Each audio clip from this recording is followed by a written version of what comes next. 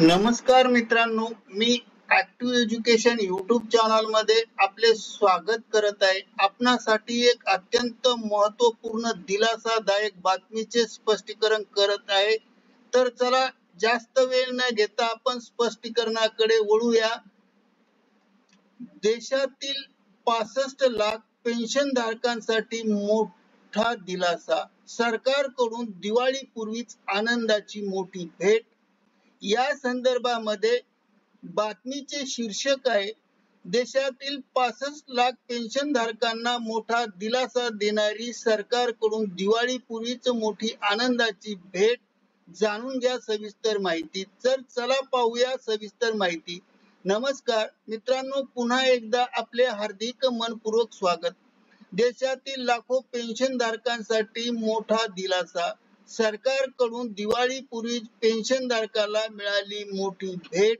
मित्रांनो, देशातील सुमारे 65 लाख पेन्शन धारकांसाठी दिवाळीपूर्वीच केंद्र सरकारकडून मोठी भेट मिळाली आहे। 65 लाख पेन्शन धारकांना पेन्शन देण्यास विलंबची समस्या सरकारने सोडवली आहे। चला तर पाहूया संपूर्ण ब्रेकिंग न्यूजचे स्पष्टीकरण। ब्रेकिंग न्यूजचे स्पष्टीकरण पाहण्या अगोदर जर आपण ऍक्टिव्ह एज्युकेशन यूट्यूब चॅनलवर नवीन असाल तर चॅनलला लाईक, शेअर आणि सबस्क्राईब करायला विसरू नका। तर चला पाहूया संपूर्ण ब्रेकिंग न्यूजचे स्पष्टीकरण। पेन्शन धारकासाठी एक मोठी दिलासादायक बातमी। तर 65 लाख पेन्शन धारकांना मिळणार मोठा दिलासा। आता महिना संपण्यापूर्वीच खात्यात जमा होणार पैसे।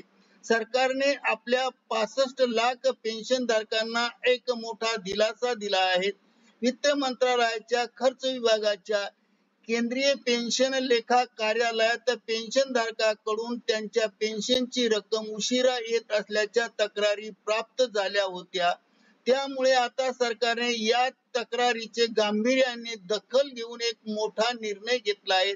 आता सरकारने दिलेल्या या निर्णयाचा पेन्शन धारकांना कसा फायदा होणार आहे हे पाहणे अत्यंत महत्त्वाचे आहे। पेन्शन धारकांसाठी ही दिलासादायक बातमी समोर आल्यामुळे आपण स्पष्ट करत आहे, पेन्शन धारकांना महिन्याच्या अखेरीस पेन्शन मिळत नसल्याचे दिसून आले आहे। सर्व प्रकारे पेन्शन देण्यास विलंब होत असल्याचा अर्थ मंत्रालयाने आता गांभीर्याने घेतलेला प्रश्न दिसून येत आहे। आता सर्व पेन्शन धारकांना महिन्याच्या अखेरीस पेन्शन मिळणार आहे।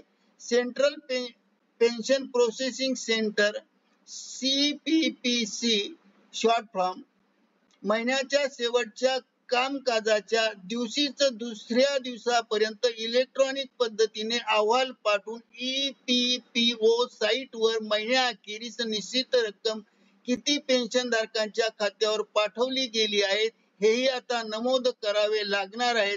आणि त्यामुळे केंद्रीय पेन्शन अकाउंटिंग ऑफिसने खर्च विभाग वित्त मंत्रालयाने 20 सप्टेंबर रोजी जारी केलेल्या कार्यालयातील ज्ञापनात असे म्हटले आहे की मार्च महिना वगळता उर्वरित महिन्यात पेन्शनची रक्कम शेवटच्या दिवशी किंवा त्यापूर्वी जमा केली जावे। म्हणजे महिना संपण्यापूर्वी पेन्शन धारकांच्या खात्यात आता पैसे पोहोचले पाहिजे।